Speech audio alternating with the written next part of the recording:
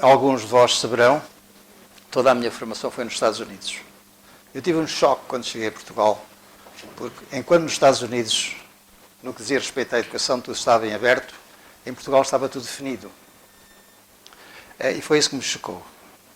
É que definir a educação, quando nós estamos a preparar pessoas para daqui a 10, 15, 20 anos, é muito difícil. Nós não sabemos o que é que vai acontecer.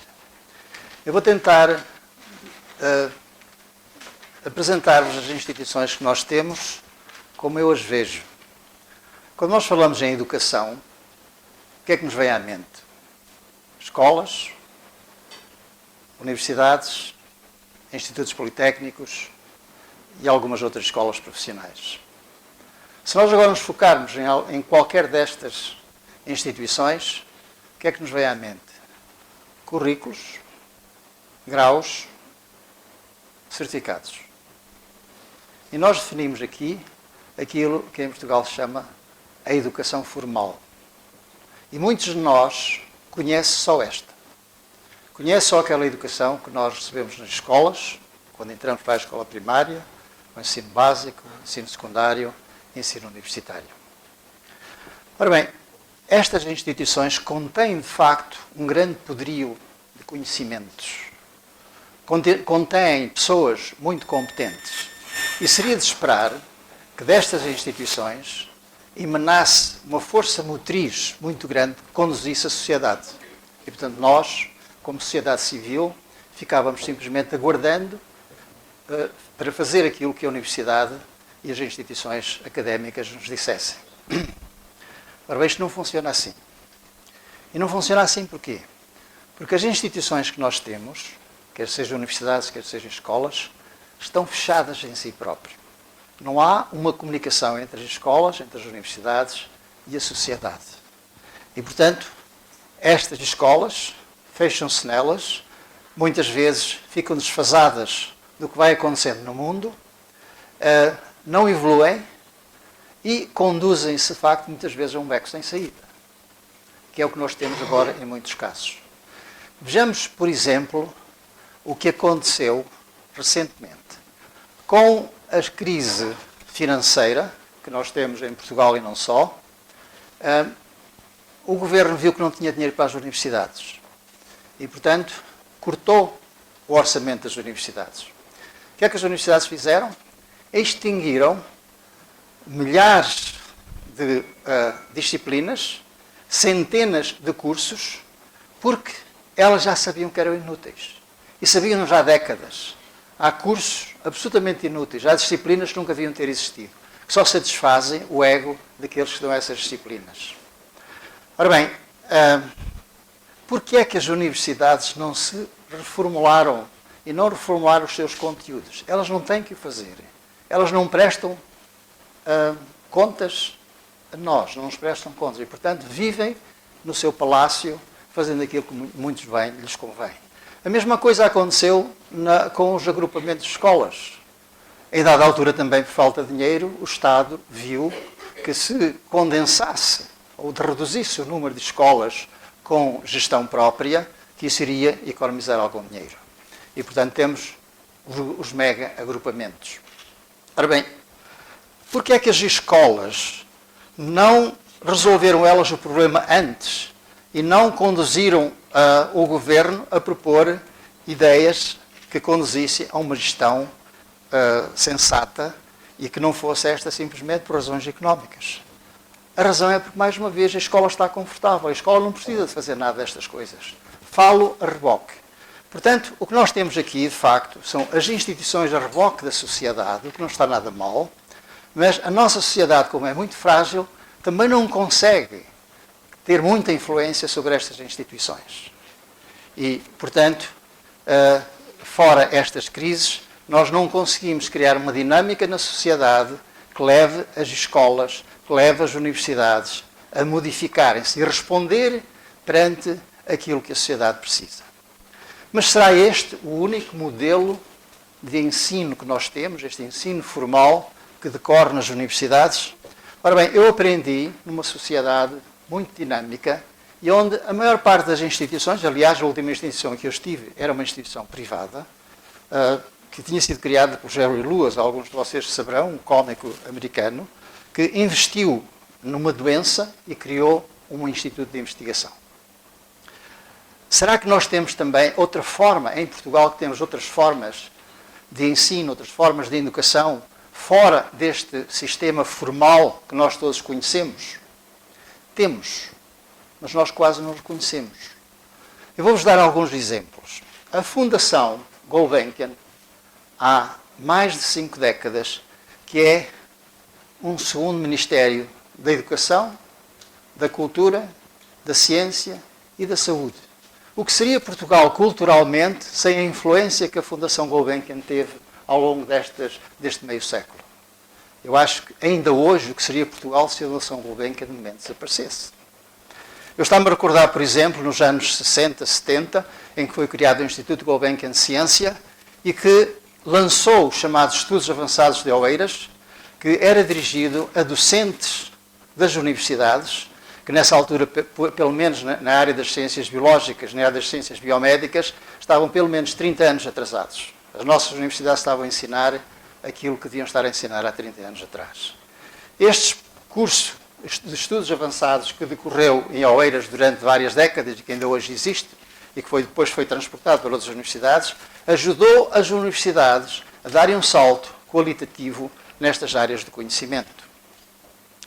Mas temos outros. Recentemente, a Fundação Champalimaud criou o grande Instituto para o Desconhecido. Investigação para o Desconhecido. Descobrir aquilo que nós não sabemos hoje. Além disso, tem muitas ações formativas, não só a nível de doutoramento e de mestrado, mas a nível de divulgação da ciência, etc. Mas temos outras instituições que são menos conhecidas. Os grandes institutos de investigação científica, que foram formados nos últimos tempos, são instituições que, embora algumas delas tenham sede nas universidades, são instituições independentes da universidade. E só porque são independentes, em muitos casos, conseguiram se ingrar. Porque escaparam-se à burocracia, escaparam-se àquele peso que uma instituição como uma universidade tem e que dificilmente se consegue, de facto, se ingrar dentro dela, a não ser que se escape. Eu menciono apenas alguns. Em Lisboa temos o Instituto o Instituto de Medicina Molecular. Em Coimbra temos o Centro de Estudos Sociais. Temos o Centro de Neurociências, duas grandes instituições da Universidade de Coimbra, independentes da Universidade, e que hoje são talvez as maiores institutos de investigação da Universidade de Coimbra. No Porto temos o Instituto de Biologia Celular e Molecular, temos o IPATIMUP, etc. Temos em Cantanhede o Biocant. Tudo isto são instituições que são iniciativas privadas, que não têm nada a ver com o Governo e que não está o Governo a atrapalhar, ou não estão as universidades a atrapalhar. Portanto, isto que nós estamos aqui a fazer, ou que fizemos ao lançar estas outras instituições, não é inovador. É inovador para nós, mas é uma coisa que se faz lá fora, nas sociedades avançadas. A sociedade civil toma nas suas mãos o progresso. E a sociedade civil não deixa as nossas instituições responsáveis pelo ensino formal viver sozinhas. Elas têm que de facto, dar contas à sociedade. Recentemente foi lançado o conceito de avaliação, que já vigora nas universidades, nos centros de investigação há muito tempo, pelo menos há 1 ou 2 décadas, e que foi lançado recentemente nas escolas. Algumas escolas já foram avaliadas, mas ainda é um conceito que não é muito aceito. É absolutamente essencial que nós tenhamos a avaliação a todos os níveis. Eu posso dizer-vos que não há nada que nos dá mais satisfação, que é nós sermos avaliados por alguém independente. No caso dos centros de investigação, são comissões internacionais de grandes pessoas, de grandes personalidades da ciência, que nos vêm avaliar. E a maior satisfação que nós podemos ter é quando estas pessoas saem, darem-nos uma nota de excelente.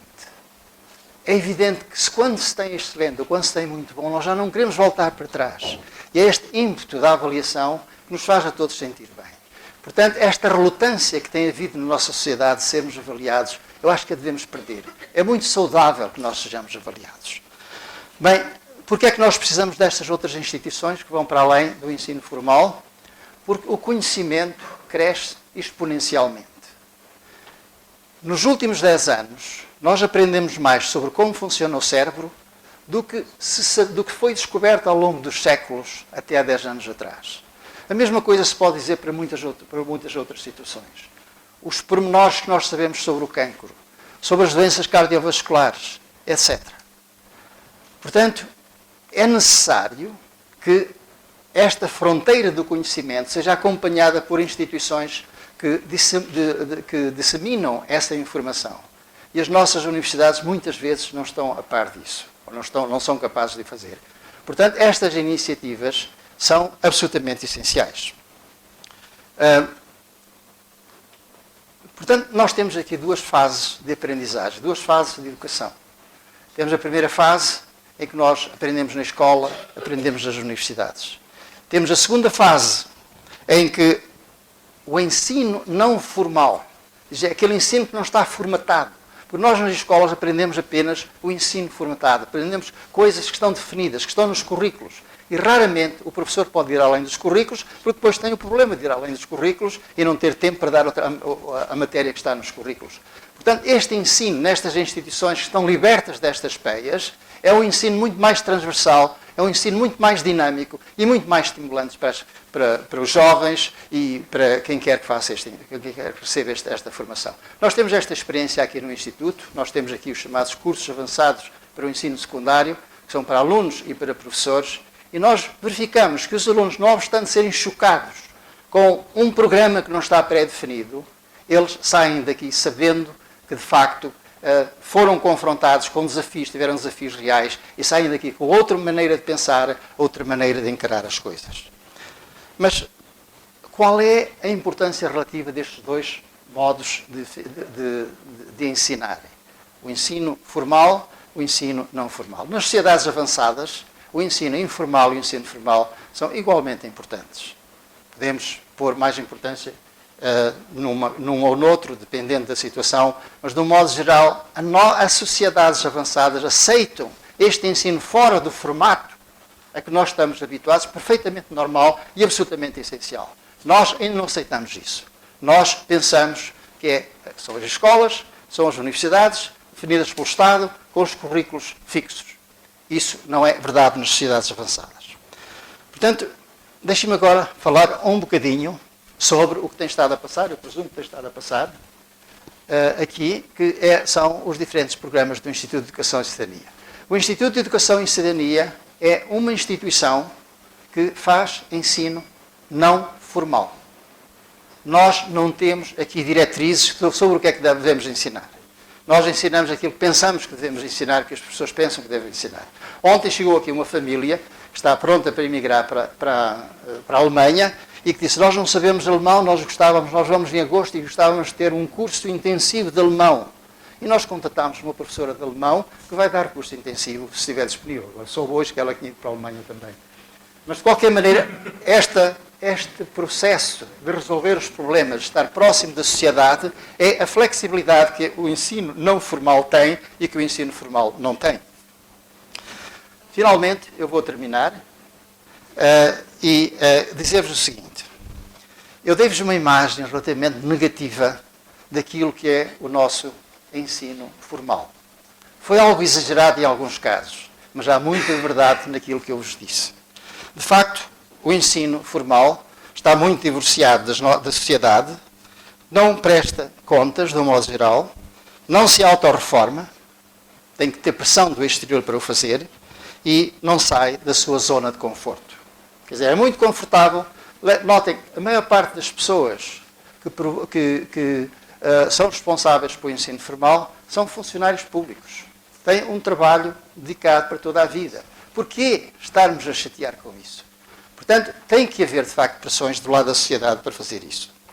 Ora, como mudar o ensino formal? Porque o ensino não formal, esse vai caminhando por si. Os grandes institutos de investigação, as grandes frentes de desenvolvimento que existem hoje a vários níveis, em várias áreas do conhecimento, esses prosseguem por eles próprios. Nós temos que instituir um sistema de avaliação que seja justo para todos e que fomente o gosto por aquilo que nós estamos a fazer. E nós só temos gosto por aquilo que estamos a fazer se nós soubermos que aquilo que estamos a fazer é consensual, é aceito pela comunidade em que nós estamos e tem um valor inerente que não pode ser discutido. Temos que aproximar a comunidade da escola. Temos que ter uma escola mais autónoma para que nós possamos pedir-lhe responsabilidades e ela não pode ser. Foi o Sr. Ministro que disse para fazermos isto. A nossa comunidade tem que, de facto, ser... A escola tem que ser mais responsável. Para além disso, eu acho que cada professor deve fazer uma jura. E a jura é que ele vai fazer com que a sua escola seja a melhor escola de todos. Imaginem uma escola com 30 ou 40 professores, em que esses 30 ou 40 professores fizessem essa jura. Eu garanto-vos que em 5 anos essa escola será a melhor escola de todos. Obrigado.